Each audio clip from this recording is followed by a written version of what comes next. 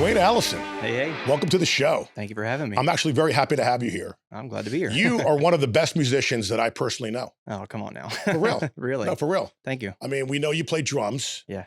You play bass. That's when I first met you. You were playing bass. And Mhm. what was interesting about you as a current bass player is, I'm a 4-string guy. Yeah. You weren't just a 5-string, you were a 6-string guy. Yeah. So that was pretty interesting. And now you're doing 6-string guitar Yep. Yep. and you sing. Yeah. Just always wanted to play guitar, but times, at that time I had to play bass. There weren't many bass players around. So But why do you suppose you have such a great, talent of instruments? Like what happened in your childhood that got you started on this path? being a musical family, growing up around music all the time. My dad had many bands, many members in his bands over the years, and dedicated music room with all kind of equipment set up, and go in there and pick up whatever, turn it on, and try it out. So at a young age, you were exposed to different instruments Oh yeah, and yeah, you stayed with it. yep, So you are the lead singer, the lead guitarist, or the rhythm guitarist yeah, as well as the current founding member, leader of One Night Rodeo. yeah. I guess I'm not a founding member, but I'm one of the. I'm the second bass player. And Gotcha. yeah, Chuck Well, Reddy was the first bass player. it's Original. funny, and we're going to get into that. We're going Yeah, to get into the history of the band because it's quite fascinating. yeah, You had shared with me some information. I have some notes here. yeah. And One Night Rodeo, which is a fantastic band, one of my favorite bands. And I love when I get a chance to see you guys, and I'll tell you the reasons why I love you guys. Number one, your harmonies are spot on, dude. Mm. A lot of cover bands and original bands that play around here, they Hmm. don't have the harmonies that are like, you guys are solid on your harmonies, man. Yeah, yeah, I mean, you obviously practice those a lot.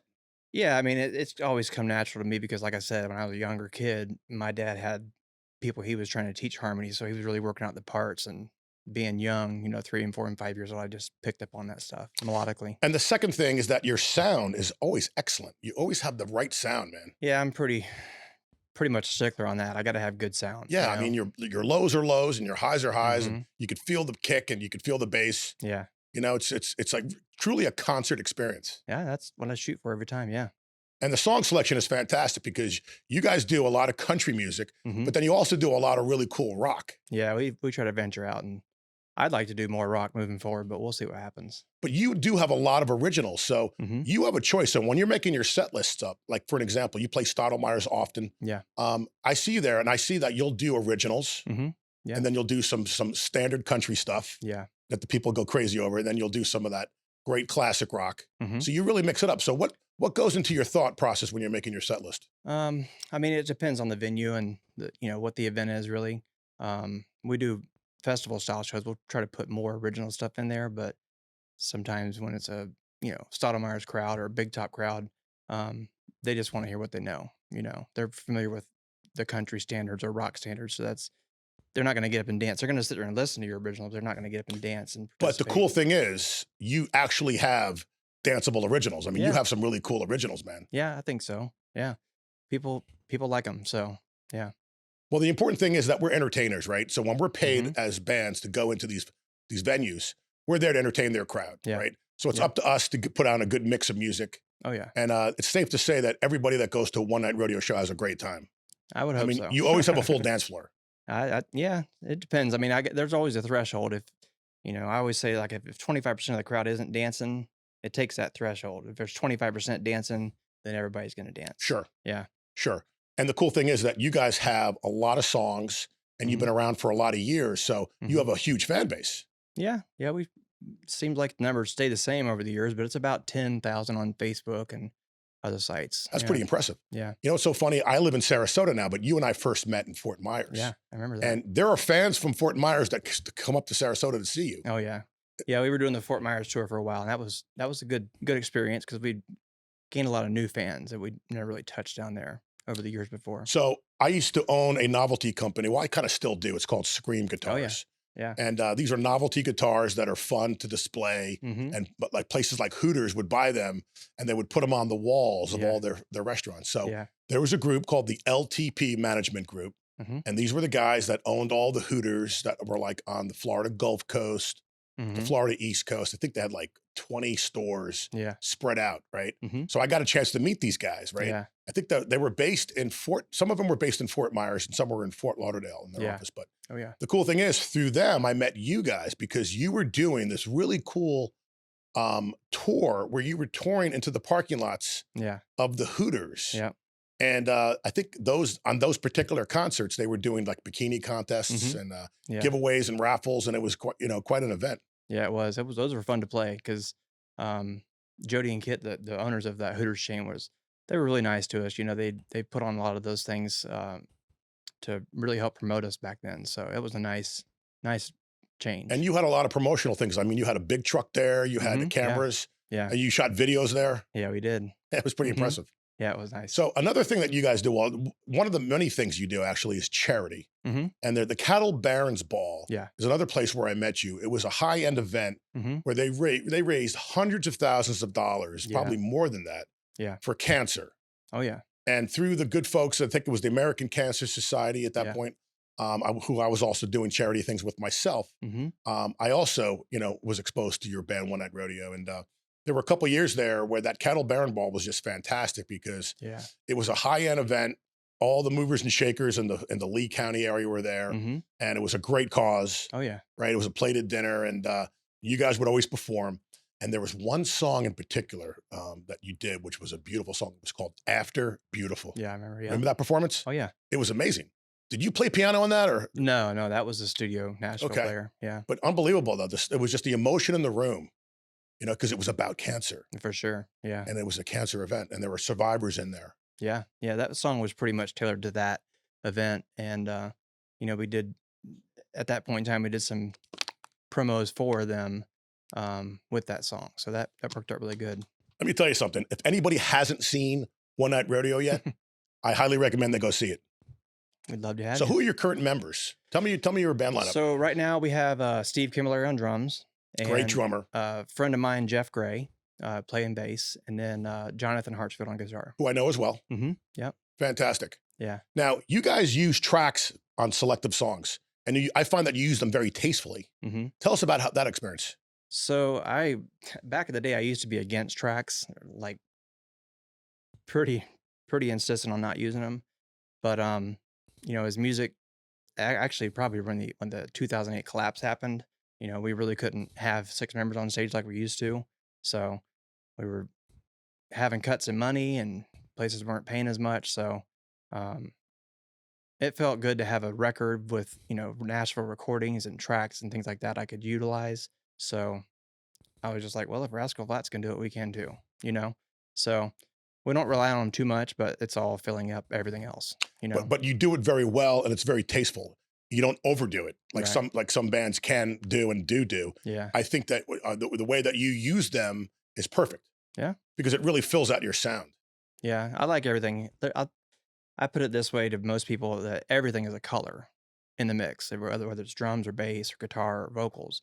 And if you have a fiddle and a steel or something like that, or a mandolin, it doesn't have to be in the mix crazy loud, but if it's there, it's an extra little color on the palette.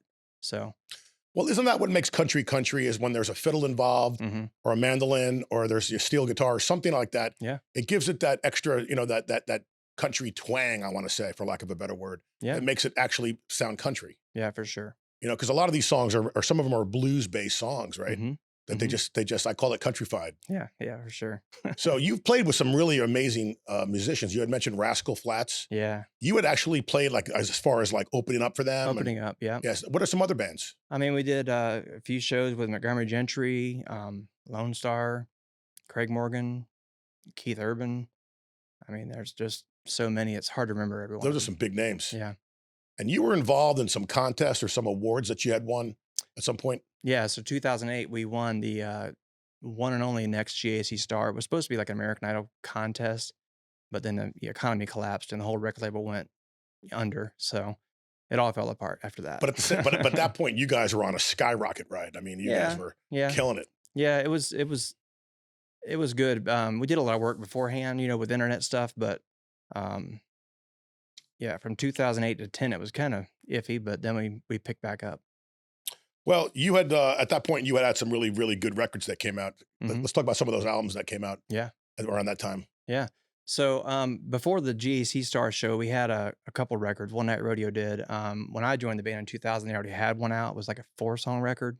And then when probably around 2005, we started doing the So Close record, and I think it had 13 songs on it. And that one we just plastered all over internet radio, all over the world. You know what I mean? So when we went on that show in 2008, we already had a huge fan base all across. Isn't that great? Yeah, we have like spots in England and spots in Scotland and places like you wouldn't So, think we'd even get radio just play. just to cut in for a second. So, like, country music was being played on these stations out in these foreign countries. So, like, Yeah, places in England and Scotland were digging on the American country music. for sure. That's Yeah, cool. yeah, yeah. It was crazy when we were in that contest. 2008. You got to remember Nextel just came out. Sure. People still had house phones, pagers and stuff. And then Nextel came out and it was like direct communication and everybody had something in their hand.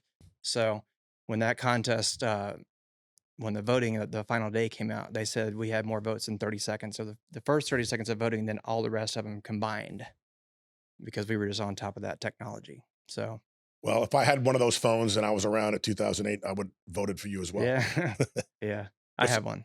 So, but when you write these songs, like all these songs, or you have a writing credit on them, correct? No, no, I wouldn't say I have a writing credit. I have some ideas that, like Big Truck and stuff like that. Big Truck is my favorite song. Yeah.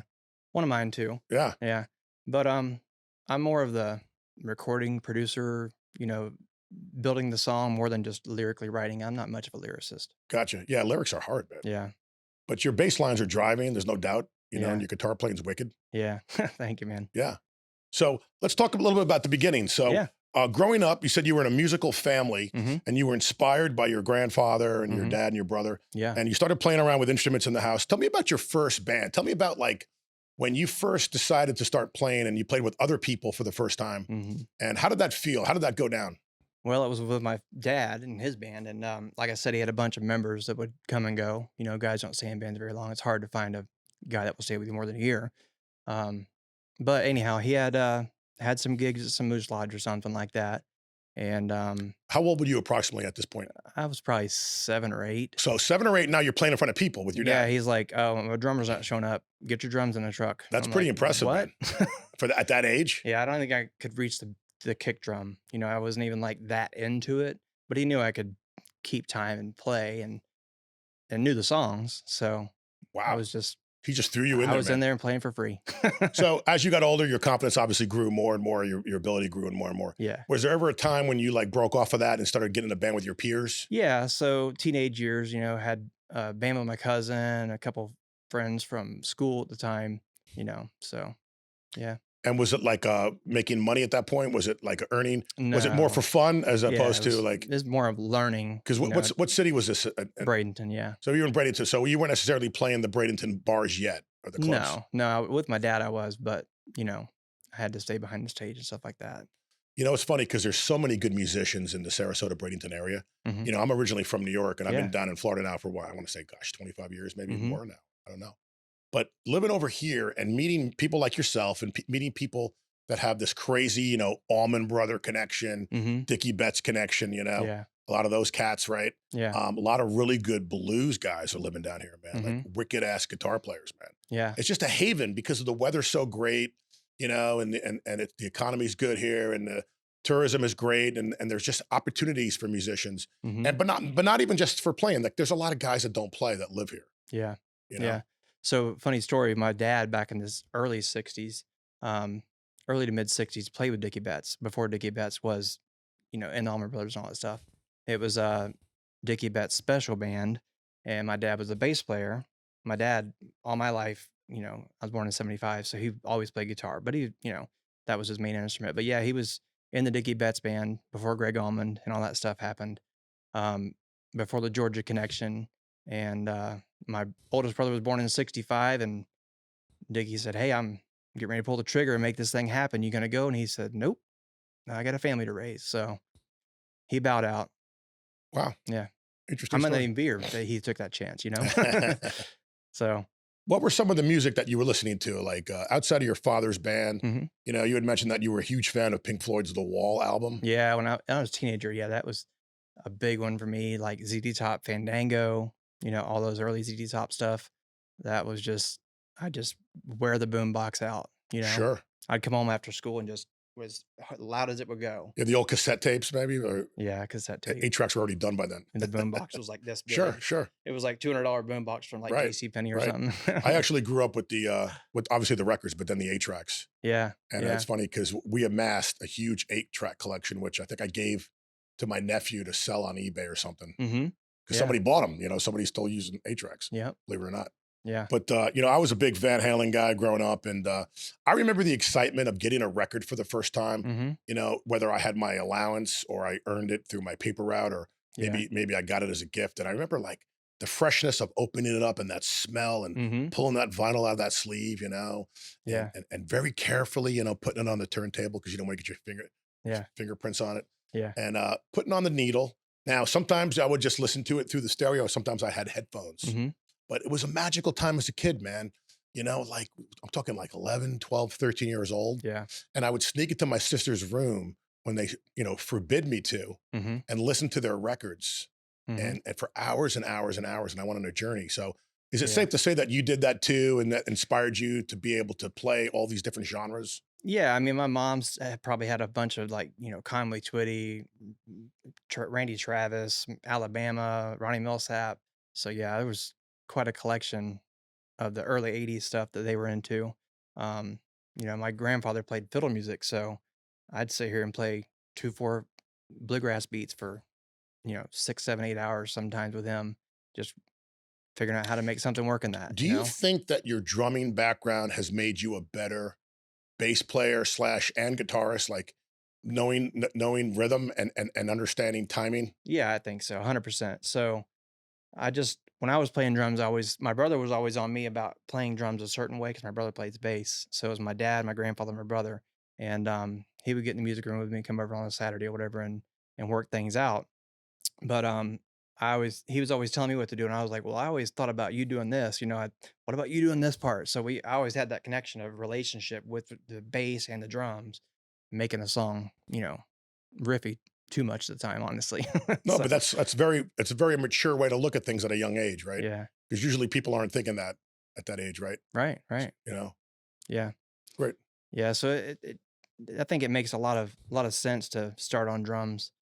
If I'd had it any way different, I don't know, I might be totally different with Well, like starting on piano. You know what I mean? as a bass player, man, I really appreciate a good drummer, Hmm. right? And there's a lot of them, and Jacked Up has a Yeah, great one right now. yeah, But we went through a lot of different drummers. It was on like almost like the Spinal Tap story. We yeah, couldn't find a drummer, but we had a chance to play with your guy, Steve yeah, Camilleri. He filled in, which was rare because he's never available. yeah. But my guy was out of town, and we called up Steve, and sure enough, he was available. Hmm. So to Steve's credit, he learned everything real fast. He's Oh a yeah, pro. yeah. Shows up, and he was fire, man. He was money. Hmm. And as a bass player, and I'm looking at this guy, and I'm like, wow, man, it makes my job and makes my playing so much better Hmm. when I have a guy like that playing with me. Yeah, for So, sure. so I, hats off to you guys, man, having a solid drummer for One Night Rodeo. Yeah, yeah. So Steve is amazing. I met Steve probably in 2013 or so, and he's just a great drummer. He's getting away. He's doing his part. You know what I mean? He's not an over player. He's True. just right in the Some pocket. of the best drummers are the ones that don't overplay. They don't overthink things. Yeah, They don't try too hard. yeah, Sometimes you don't even notice them. yeah. They're doing their thing. They're And just then solid. their fills when they're done, they're tasteful. Yeah, for sure. Yeah, we did a little practice stuff where I'd take like on our board we can record ourselves live, and I can bounce those tracks and save them and put them in a computer or whatever. And I just took a track I needed a rehearsal track for of our live tracks, and I'm looking at the click track, and Steve's like, it's like perfect. Right. It's not even this. It's like Yeah, he's a machine. perfect. He's a machine. I Right. call him a machine all the time. Yeah. So do you record every single show? I try to. Yeah. And you like have to catalog them and tape them and you'll mark them so you'll know which is which, boom, boom, boom, boom. Yeah, I label them every time. So I had about a year and a half worth of recordings about 2 weeks ago, and I lost them all. Trying to transfer them, lost them all. Oh yeah, Yeah. like you actually erase them, you mean Yeah, like? I thought I was moving them, and Yeah. I didn't. That's It that's wasn't horrible. successful. But the good news is that you got so many probably in the can still, and you got so Yeah, many new ones you're gonna make, got to right? figure out which hard drive you're on to go back. Well, it's Yeah. funny because now as a musician, right, and as a band leader, I mean, it's not just about playing your guitar anymore. It's about knowing how to run the equipment, Yeah. right? I mean, I know you have a sound man up front, Hmm. but you still have to. Are you guys using inners? Oh yeah. The whole band, right? Yeah. So you control your own inners, right? Hmm. So that's what we do. Yeah. So for certain venues, we wear inners, but for certain, like when you saw me at Clancy's, we weren't using them. Hmm. But we still have our tablets where I can control my monitor mix. Right. Right. And I think that it's very, very important to be able to hear what you need to hear. Yeah, Right? for sure. I don't even know that I could use a monitor these days. I've been using ears since probably 2003. They've gotten better over the years with the technology, Which but brand do you use? so right now, as far as the ears, I'm using the KZ Yeah, that's what I'm using, from dude. Amazon. They're Dude, $49. let me tell you Yeah. something. I went and got these expensive West Tones, Yeah, me too. and then we found out that the KZs, Larry and I, my guitar player, we found out that the KZs were just as good, if not better, and they were so much cheaper. Yeah, yeah. So I think the West Tone people, I've been through 2 or 3 sets of those, and, they were the top of the game, 10, 15 years ago, but now there's so many people that make them. So they're Yeah, these KZ things are like Chinese, and they're just killer, right? yeah, they have crazy, like, 5 I drivers, 1 know. sub. But here's the problem I have, man, and tell me how to fix this. Hmm. How do you keep them in your ear without falling out? I mean, you keep using artificial tip, like the fake tips, like what do you So, call no, them? I just got the regular, rubber. They gave you, like, 3 sizes, Right? so I don't know what I'm using, but, when I sing, they do pop out. With my West Tone, they were molded, and I've had a few molded ones. They would still kinda creep out, but with the KZs, if I had them molded, they wouldn't, you know what I mean? So it's the molding So that really I'm makes a thinking about difference. getting them molded, right? You know? Yeah, But it's when they're working right, man, it's a beautiful thing. Like yeah, for an example, for singing, yeah, I'm a better singer and I can harmonize now because I can yeah, hear everything. yeah, for sure. But one of them will fall out. Sometimes I'll take one out. One thing I Mhm, can't stand is when somebody's trying to talk to me with my ears on. yeah, Now, somebody said, Jezebel, actually, Sammy Joe sat here. She said, mhm, there's now ears that have the ability, there's holes in them that allow you to hear as well. mhm, So yeah, I've heard of how does that work? I don't know, I guess it must, allow the audio in. It's gotta be going out too, like, if I close mine off, you really can't hear it, so maybe it's going out too, I don't really know. But I've had mine in my ear because I have it so loud with, like, treble and stuff that it would squeal through the mic. So, yeah, You and I play a lot of the same venues and festivals. So, yeah, for an example, the Seafood Festival, yeah, right? Now, when you're there on those stages, man, and mhm, there's monitors there, are you still using your inners on these those yeah. events as well? Yeah, everything of ours is in one tall rack, probably about a little more than waist height. So we just try to use that. Are you using your own microphones there too? Hmm. And are you wireless on the mic as well? Yeah, everything's wireless. Yeah. So you're wireless all around. Isn't that Yeah, great? So except you for can, pedal board stuff. yeah, Yeah, but you can walk out in the audience easily and do your yeah, thing. yeah. Could. But it's also dangerous too sometimes, man. It's just like sometimes I'll get interference. I don't have like the most expensive stuff, Hmm. so sometimes I notice that things can cut out if you move around too much. Yeah, for sure. A lot of that stuff is newer technology with the Wi-Fi and 5G. Everybody's got 5G Yeah, routers in their house and stuff. I didn't notice that 5 years ago. It wasn't an issue. yeah, So, interesting. people are getting So their frequencies cramped. yeah, Yeah. totally, man. Another thing is, there's a place down in Port Charlotte called the Twisted Fork, Hmm. which Yeah. my band and we love to play down there. Yeah. Not only is it a cool venue, man, but the sound's amazing. The people are super cool. The owners are fantastic. The Yeah. food's great. It just Yeah. makes for a wonderful, wonderful day. Yeah. We'll go down there, set up, do our stuff, and then we'll stick around. But I love that stage because the monitors are so good that he'll have my bass, and wherever I go, I can hear myself. Mhm. Yeah. I'm never in a situation where I have to stand still and I can't Yeah. move. Yeah. Yeah, that'd be a nice place to play. I've been talking to those guys for probably about 2 years, and it just hasn't never worked out. They're always doing the other, tribute acts and stuff like that, Yeah, so it's tough to get on their schedule, but when you mhm. get on there, it's a beautiful thing. Yeah, for Let's sure. talk about some of your upcoming gigs, man, Yeah. because you got some big stuff coming up, man. You guys do some high profile events. What are some of the ones that jump out to you that you're excited about? So, upcoming, we have a fundraiser on October 5th, I believe. Um, I think it's first Saturday of the October. I might be wrong on the date, but it's for feeding empty little tummies in uh, Manatee County. So that's a cattle barons ball, same kind of format as the Interesting. ones we did in Fort Myers. Yeah, and then we have Rocktoberfest, which is at JD Hamill Park on October 11th. We're playing from 5:30 to Now, 7:30. is that a Paragon event or is that a non-Paragon No, event? no, it's Ron Soto. So he's doing like a downtown chamber thing Hmm. because that's a great lineup. I saw that lineup. We're not on that lineup, unfortunately, but No. I think Gas House Gorillas is on that lineup with you guys. Yeah, they are. Yeah. Oh yeah, they're a great band. Have you seen them? Yeah. Oh yeah, I love I those haven't guys. seen him in person, but I've seen Renee him was on the show recently. Yeah. She's fantastic. Yeah, those are some great things, man. Yeah. You know, it's always great to go to a festival because I think that the music always sounds better. The beer is always colder. Everybody's in a better mood. Yeah. You know, Yeah. we're fortunate to play those festivals. For sure. We travel so the promoter will sometimes put us down in Punta Gorda. We actually have gone down to Naples, man. We've played Bonita. I mean, Yeah. those are some far places. But Oh, the yeah. cool thing is that we'll pick up some fans. For sure. There are people that'll hear us for the first time and they'll dig on us and they'll be like, yeah. And then they'll make a comment on Facebook like, oh, we saw you in Naples, man. Yeah. Like, I don't really think I'm going to be going back to Naples. Like, that's such an unusual thing. Yeah. That's kind of a hike. Mm-hmm. We like to keep our band, Sarasota County, Manatee County, Charlotte. Do you guys do the same? Those are your same counties? Pretty much. It's pretty much Manatee, Sarasota, some stuff in Hillsborough, some stuff in, I was going to ask you that. Charlotte, but Are you going up to like Pinellas, Hillsborough, Pasco? Are you guys going up to further up there, like to Clearwater? No, we haven't done that in a while. Just a different connection up there. With the club owners and venues. But I think there's a hunger for country music. I really believe that, man. Yeah. Because as a man who does a lot of marketing in my day job, I work at the radio company and my scream guitars and now this podcast. I kind of get a sense of what people are really, really hot on right now. And I think country music to me right now, there's not enough country tributes down here or cover bands. And I think there's a hunger for it, man. And I think that a band like yours playing some of those places that we just mentioned that you're not currently playing at, you guys would kill it. Yeah. Without Love a to do doubt. them. Have someone reach out. I can make some phone calls. Yeah. There's no doubt. There's no doubt. Yeah. We really don't, knock the door down and make a bunch of phone calls like I used to do. Well, who does your marketing? Is it you? Pretty much, yeah. So you're running the show. Like, are you, setting up the gigs, right? You're collecting the money, paying out the band, right? All that stuff. That's what I do too. Yeah. It's a lot of work, man. It is. It is. The other day they made me fill out forms for, I guess, the city of Northport. We did a great show with them, but there was a lot of forms I had to fill out. Yeah. Things I had to get, proofed and checked. And, I was like, wow, man, it's like, it's a hassle. Yeah. It's Proof a of insurance. legal thing. Yeah. Insurance. Yeah. You got to do all that stuff.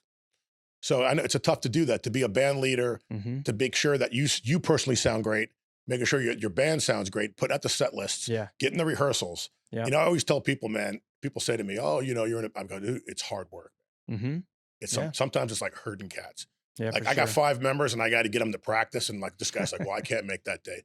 This person's like, I can't make that day. Yeah. It's hassle, man. It is. But it's a beautiful thing once everybody gets together, and we're in our element, we're making music, whether we're doing it outside for people or we're doing it inside in the studio. For sure. And we're trying to get good.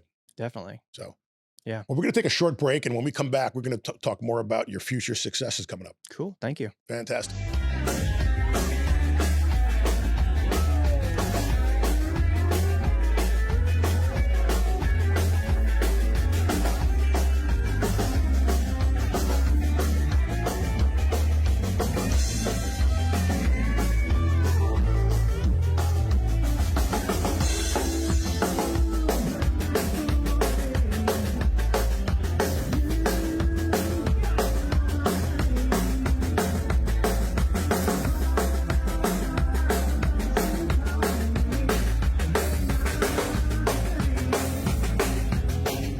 So we've talked about the successes that you've had over the years, but there's been a lot of members. Yeah. Can you describe or tell us about some of your members, previous members? So yeah, I mean the original One Night Rodeo started in like 1996. There was Jack Tambrin Jr. on guitar. He was like the main. I've heard of him. member. Never met him, but I heard of him. Yeah, he was in the band till about 2012. Doesn't he have a brother named Peter? Yeah, Pete Tambrin. Yeah, he's a Ride Road lead guy.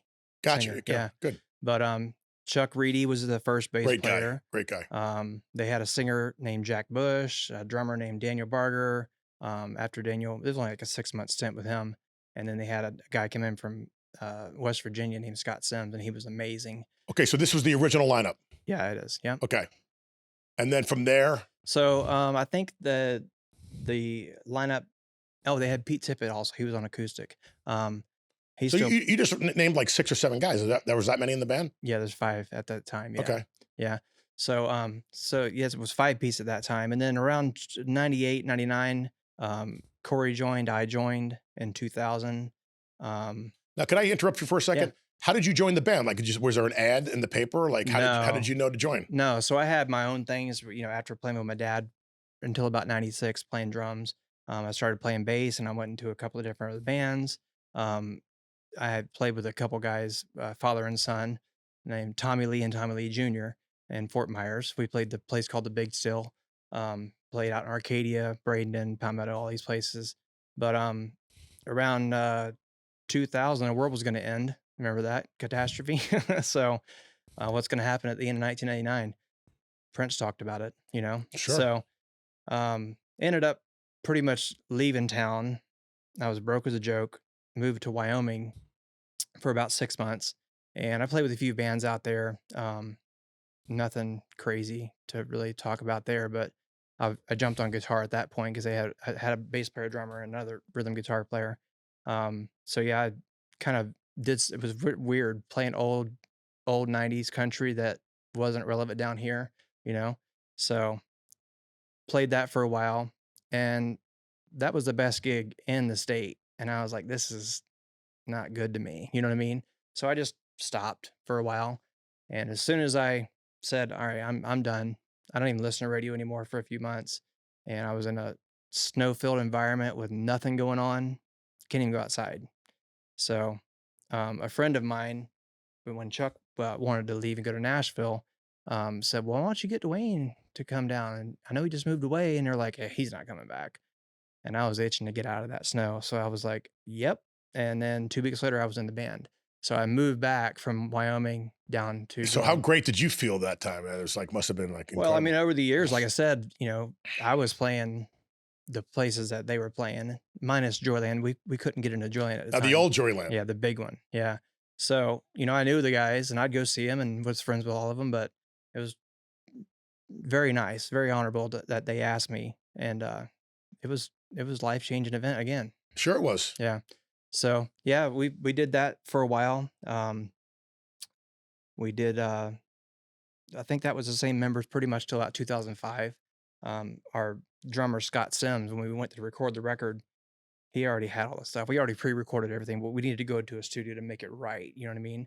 So he was kind of wanting to quit music at that point too, at least One Night Rodeo.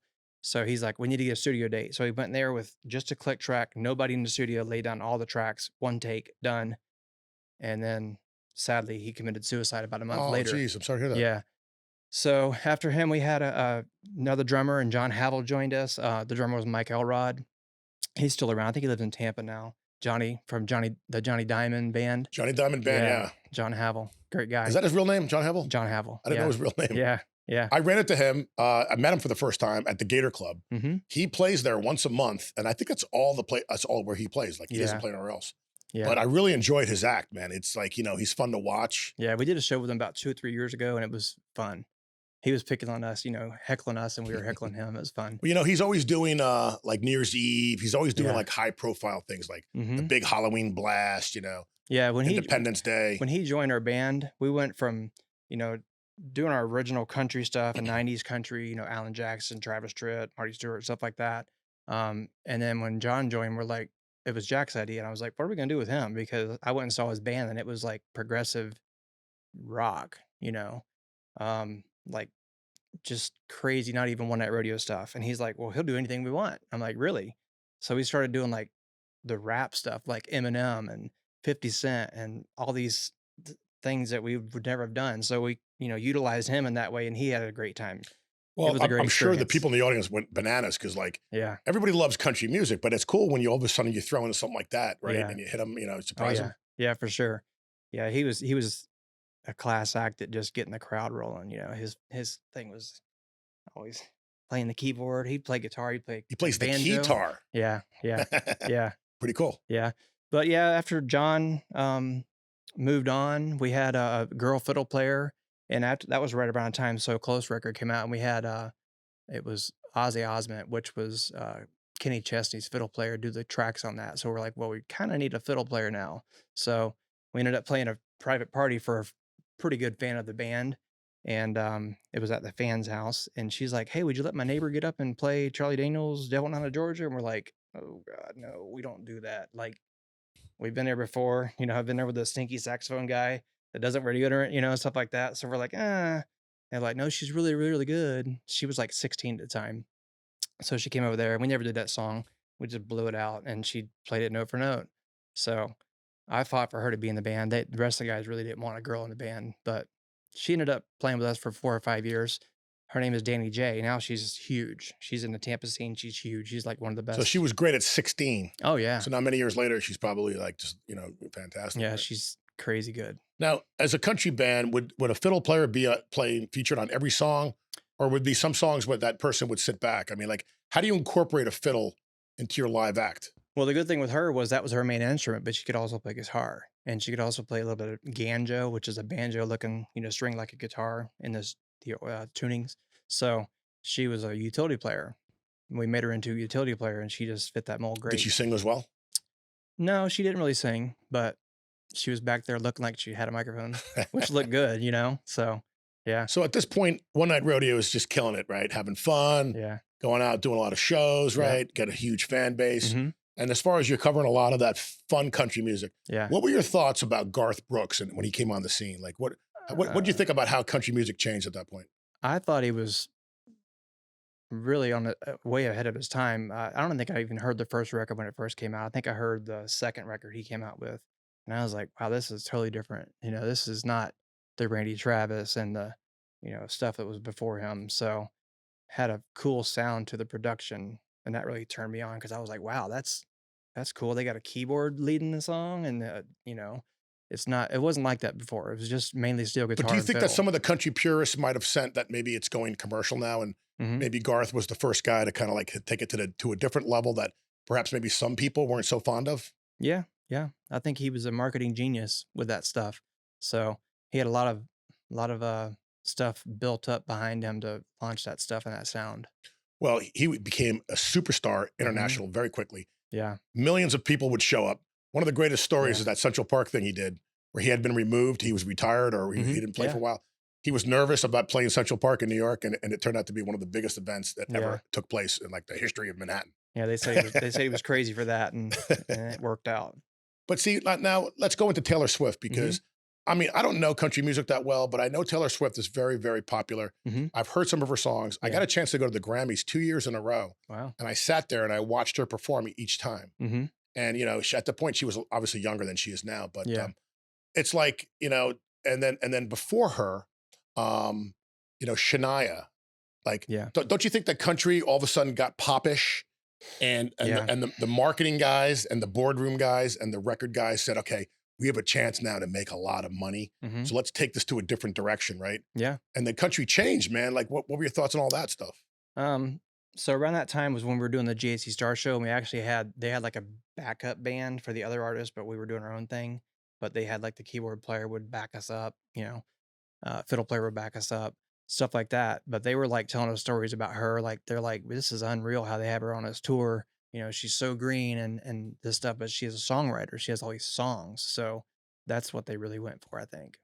But then she ended up having the look too and Yeah, whatnot, for sure. you Yeah. know. But the first time I saw Shania, Mm-hmm. I mean, she was so beautiful, right?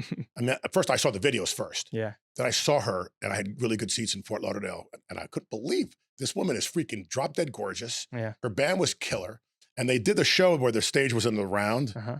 so everybody, no matter where you sat, you got to see like everything, and I was so impressed, man. And Nice. like a lot of musicians that I like, she sang more than just country. She would do some rock. She did Mm-hmm. some rock covers, Mm-hmm. like who is that? Since You've Been Gone, girl.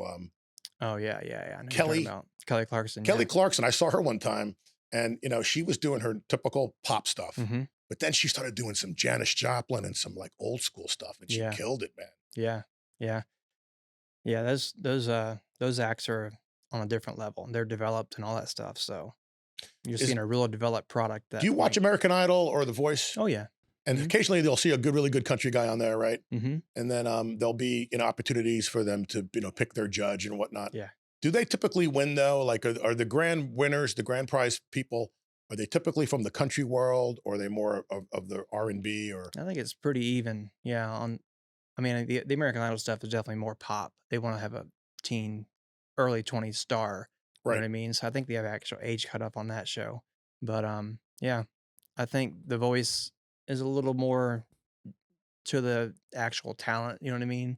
So I'm watching. Actually, we just started watching this year, which we're always like binge watchers. So we just wait and then just watch them all. You know. So we're just now watching this. I know who won, and it was Reba's team. But yeah, Who are some of your country legend favorites? Like you just said, Reba McEntire. yeah. Like, who are some of the ones that like you still are, kind of crazy for? So I like the old, traditional Merle Haggard, Waylon Jennings, like can't get enough of that stuff.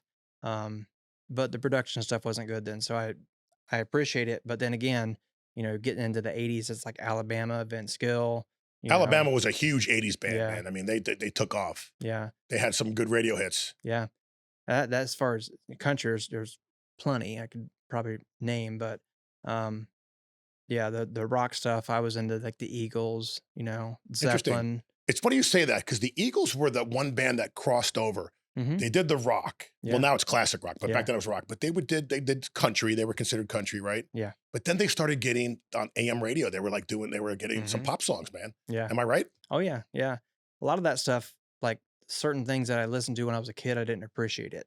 Like I didn't really like the Eagles as much when I was a kid, and now I watch them and I'm like, wow, that stuff was so innovative, way ahead of its time. Yes, You know what I I mean? agree. So Leonard Skinner had three guitar players. Well, I'm glad you mentioned that because what do country guys think about bands like the Outlaws Hmm. and Skinnerd Yeah. and Tucker? Because there's a difference between country music and Southern rock. Hmm. Now, obviously, there could be some mixing there, right? Yeah. Like because some of Marshall Tucker's stuff was very countryish to me. Hmm. That It not all was. not all of it was that heard it in a love song, right? Right. Um, but like Skinnerd, man, they were just there's a couple songs maybe on their second or third, like "Am I Losing" or "A Country Boy," Hmm. but most of it was just kick-ass rock and roll. Yeah, for sure. I mean, they had amazing guitar players. They probably had to, do a coin toss, a three-sided coin to who's going to play this part because they had three guitar players. And like Freebird, they're all jamming on the end. Like they couldn't even decide who was going to do what. And I think that was like mostly one takes too, you know, But um, the country world embrace bands like Skinnerd, for sure. you know? Yeah, yeah.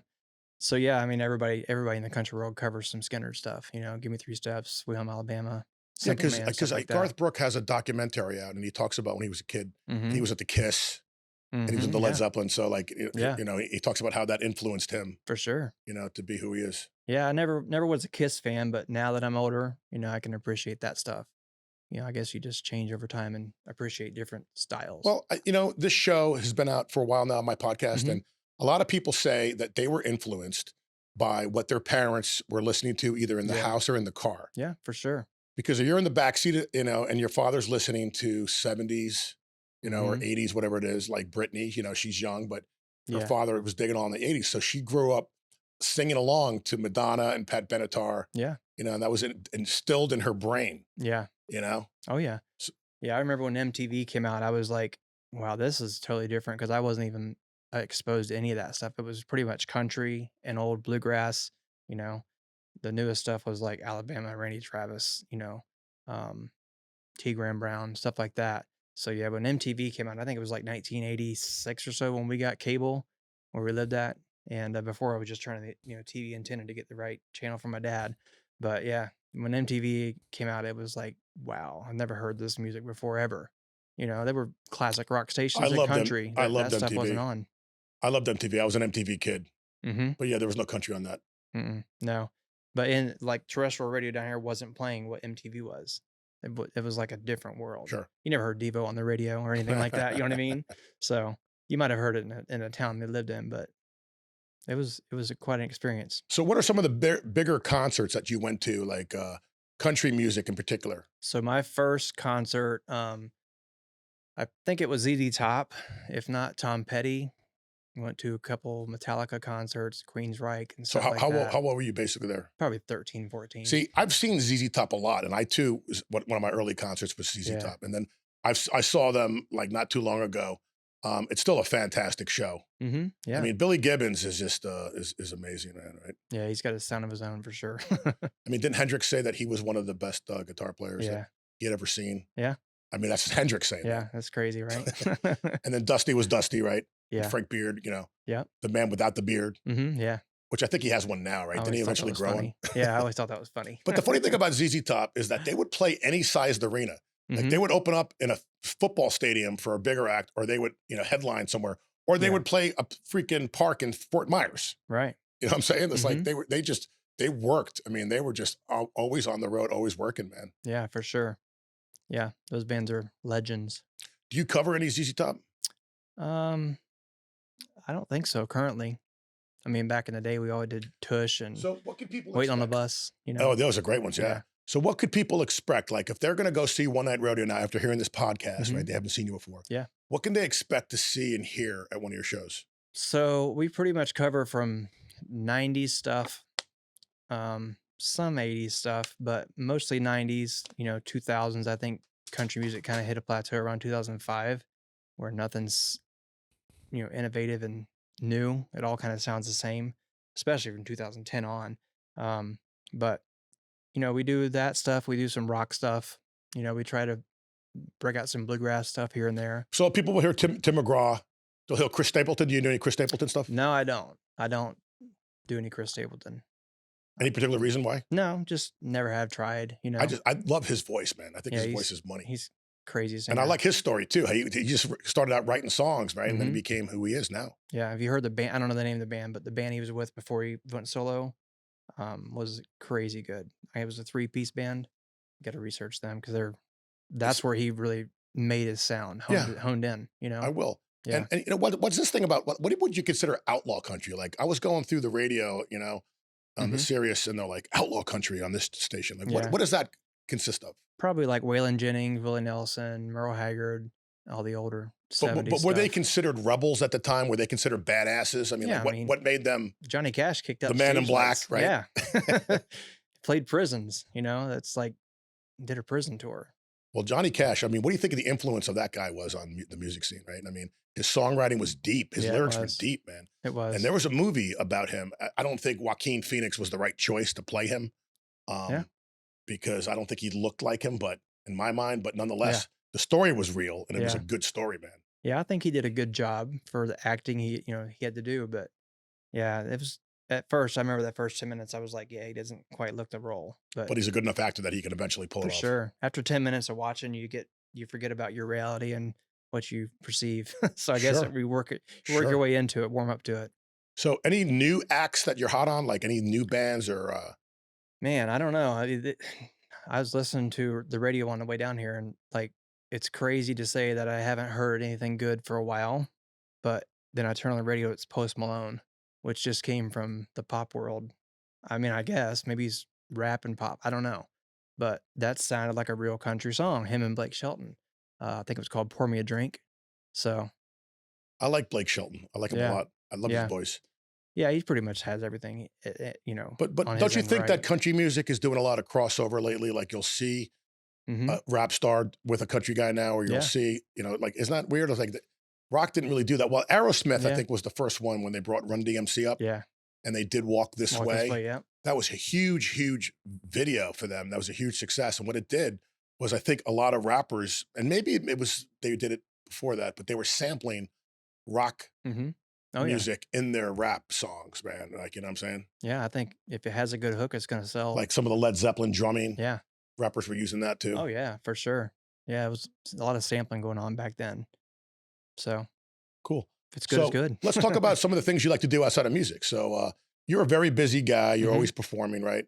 I mean, there's probably not a free weekend where you can actually go out and hear other music, right? So like I try Yeah. when Jacked Up's not playing, I do my best to go out and see bands, Mhm. but we're always playing. It's like Friday and Saturdays are booked, Yeah. So I'll try to catch an act. Do you try to get out and see other bands? Yeah, I try, but it's not very often, honestly. I got, 3 teenagers and, gotta keep them on the schoolwork and Oh yeah, man. Are they musicians as well?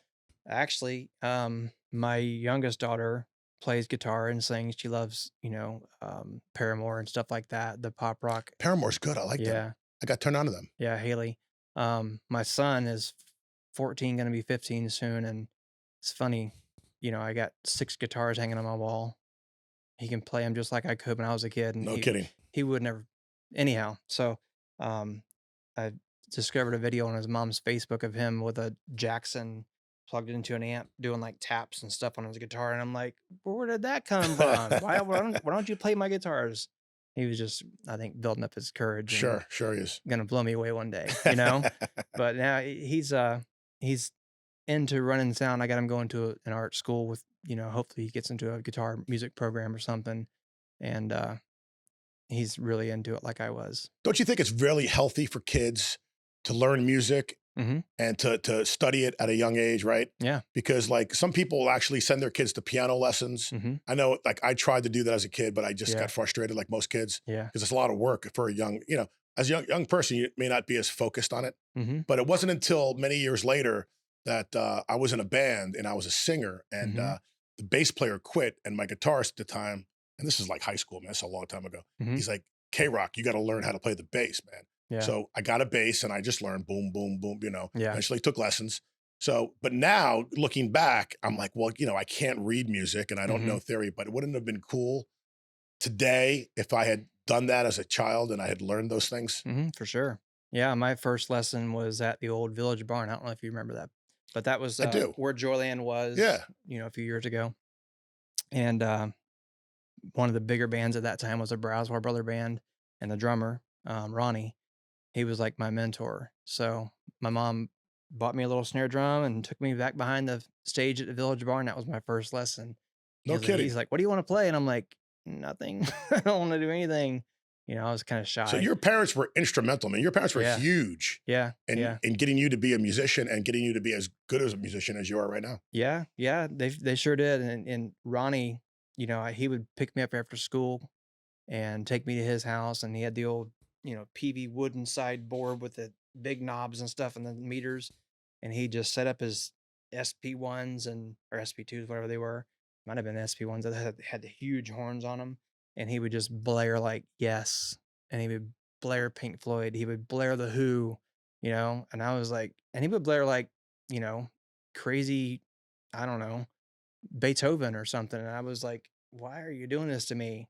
But when you're young, you're a sponge. You just learn everything you listen Oh to. yeah, man. So a lot of the stuff probably came from him. Just me. I think he took me to the ZZ Top concert, my first concert. Yeah. Awesome. Yeah. So what are some of the fun stories that you could share with the audience, the listeners, about some of the fun things, either people that you've met Yeah. or scenarios that have gone down at a One Night Rodeo concert or a tour? Okay. So the fiddle player, Danny, I was talking to about a little bit ago, we were at Joyland after the GAC Star Show, and she comes up, and we already had our originals out, a couple records and stuff, so we're on that wave, riding it. So she comes up and she's new. She's like, "Hey, do you know a guy named Johnny Lee?" And I'm like, "Johnny Lee." I thought she was talking about the Tommy Lee guy. Thought it was him. And she's like, "No, it's Johnny Lee wearing a cowboy hat." I'm like, "No, I don't know." Remember the movie, John Travolta movie? Oh yeah, man. The cowboy movie. I can't think of the name. Urban Cowboy. Urban Cowboy. Yeah. Great movie. So Johnny He Lee was good in that too. Johnny wasn't he? Lee was the main singer. Looking for love Okay. and all. Anyhow, so I'm like, yeah, whatever. So she's like, no, he's here. He's here. Well, we got busy. We're talking to people. And she's like, can you get up and sing? And I'm like, whatever. Well, I don't know. I guess if he's really here, I guess if he walks up. So we get up there, we start our set, and we're joking around. We're calling this guy out because we're like, we're going to call this fraud out that's, posing as Johnny Lee. So finally he walks through the crowd and we spot him. And I'm like, oh my God, it is him. And he walks up the stairs and he grabs her guitar and he goes, and I kept saying to Danielle, before he walked up, I said, no, that guy's passed like 3 or 4 years ago for sure. Like this guy's definitely an impersonator. Like, how people do that Sure. sometimes, like Elvis impersonators and stuff. They do. So he got up there, grabbed her guitar, and he said, boys, put it in D. He just started strumming and we followed him. And when he started that song, I spent a lifetime looking for you, I was like, ugh, So he was a real pro, and it sounded great. chills down my spine. Wow. So yeah. And then he gets done with the song and puts the guitar down and he goes, not bad for a dead guy, huh? She already told him that. I thought he was dead. Yeah. That's funny. So we had a good laugh after that. That was good. Yeah. There was a movie called Pure Country. Remember that one? Mhm, yeah. That was a great movie, man. It was. That was supposed to be George. Well, that was George Strait, right? Yeah. But he played a fictitious guy. Exactly. That was Yeah. kind of strange Yeah. for me to watch. But he was great in that thing. Dusty or something like that. Dusty. Yes. Yeah. But what it did, it kind of gave the viewers a little insight of the background and what it takes to be a band and the Mhm. touring, so that was kind of cool. He walks away, Yeah. meets Too this many woman, lights, too much smoke. hides his identity, Yeah. right? Becomes like a common guy, Yeah. falls in love. Yeah. Then he gets pulled back to the spotlight. Yeah. And then the girl shows up and she's shocked that her boyfriend is this superstar. But then you would Mhm. think, why didn't she know that he was who he was in the first Right. place? Like Someone's lying to there someone. was no MTV, there Right. was no internet, like, right? Yeah, no. They're in the middle of nowhere. So, So great. So how can people find you? How can they reach out to you? mhm. Give us some information about how, your social media runs. Yeah, so we used to do websites and stuff, but that got crazy with prices, so we just pretty much do Facebook now. I'm working with a guy that's trying to get my Instagram started, but, just Facebook. So predominantly Facebook is where Yeah. people can go. What is it? Mhm. What's it? One Night One Night Rodeo? Rodeo. Spelled out One Night Yep. Rodeo? One Night Rodeo, Okay, so if you NIGHT. type in a search One Night Rodeo, Mhm. your page comes up, Yeah. and that people should like it, obviously. Yeah. Now, do you keep it updated with all your dates and events? I'm not as good as I used to be, but, I try to put the events out a couple weeks or a month in advance. See, here's the deal. I think everybody should go tonight Mhm. and lay your whole Yeah. year in. Yeah. And I'll tell you why, man, because it makes sense to do that because some bands only advertise their next weekend. Mhm. But you got to remember, people are making plans, man. Like there are people right now in the Midwest Right. that are planning their trip to Bradenton Mhm. and they want to see One Night Rodeo. So they need to Yeah. know when you're going to be playing, man. For sure. It's definitely good advice. Yeah. You're a marketing genius. I see everything you do, so I better Well, take some advice. yeah, no, Jacked Up's my baby, and it's been around for a couple of years. Yeah. And it was great for you to show up. Thank you for coming to see us. Yeah. You actually threw me off because at first I was like, "You're not wearing your cowboy hat." I I'm know. like, who's that guy? He That's looks why I familiar. wore the hat tonight. And then once I realized it was you watching me perform with my band, I was like, "Oh shit!" Now I can't miss any notes. I tried to hide behind the speaker and just see everyone else. Yeah, I Yeah. got to make sure I don't miss any notes now. I was like, I got to get serious. Now. Yeah. Yeah. Seeing a No, fellow you guys musician. sounded great. Thank you. Yeah, but isn't it funny when you see a fellow musician in the audience? Because usually, like, you don't see musicians in the audience. You Mhm. see, people that are having a great time. But then you'll see Yeah. musicians show up, and then all of a sudden you stand up a little straighter. You're like, Yeah. I love that. I love that. it inspires us. Yeah. So, Yeah. this episode will be out next week, which will Mhm. be October. Yeah. So, what do you got? A big October's plan? You got a lot of Yeah. shows. So we're really booked up in October. We have the Cattle Barons Ball, the Rocktoberfest, and we have the 3 weeks at Hunsader's Pumpkin So, Festival. tell us a little bit about the Pumpkin Fest. Like, Mhm. what's that all about? So that festival was started in 1992. My grandpa won a state award from the state of Florida for being the fiddler of the year. No kidding. Yeah, so he was got that award, and then the people at the festival were like, "That'd be cool to have like a little music festival out here," and that was the first year. So they've been doing it now 33 years. So, how many years has One Night Rodeo been involved? We've been back there since about 2016, maybe 15. But I played many years with my dad, brother, and other Under a members. different name. My dad and Yeah. grandpa mainly. But Night Train was the band name. But yeah, so we were away from it for a few years, but now they've had us back for now about the So they're last selling. 8. They're literally selling pumpkins. Oh yeah, everybody takes a pumpkin out when they leave. They have a big pumpkin patch there. So No yeah, kidding. yeah, So Halloween's around the corner. You can get your pumpkin. yep, yep, Fantastic. yeah. And then November we got some stuff at Rock and Barrel. You guys are gonna be there, right? Yeah, we play Rock and Yeah. Barrel. Yeah. We're doing a similar festival. We're doing also the motorcycle one, the Thunder by the Bay. Yeah, We're going to be in there this year. Yeah. And I'm excited about that. yeah. We are there on the Sunday. I think it's the 16th. Yeah, we're doing the Friday. Okay, you're with. It's actually Valentine's Day. Oh yeah. So the promoter said, "Can you guys play some like rock and love songs?" I'm like, "Sure, we can." What is it? Blue Oyster Cult you're opening up for, or Yeah, something I different? think that's top secret. We're not supposed to say that Oh, yet. cut it Something out. like that. Yeah. No, but by the time this podcast You can comes out, bleep it out. it'll be yes, that is true. So we're really excited because that's a band that I actually grew up listening to. Oh wow. And I remember collecting their albums. And one of my neighbors, Peter, he was such a Blue Oyster Cult fan that Mm. he entered a contest with a local New York City radio station Mm-hmm. and he won it. And Wow. so by winning this Blue Oyster Cult contest, he got every record that they Mhm. made. He got T-shirts. He got, all these things that were big around that time. This is back in the 80s.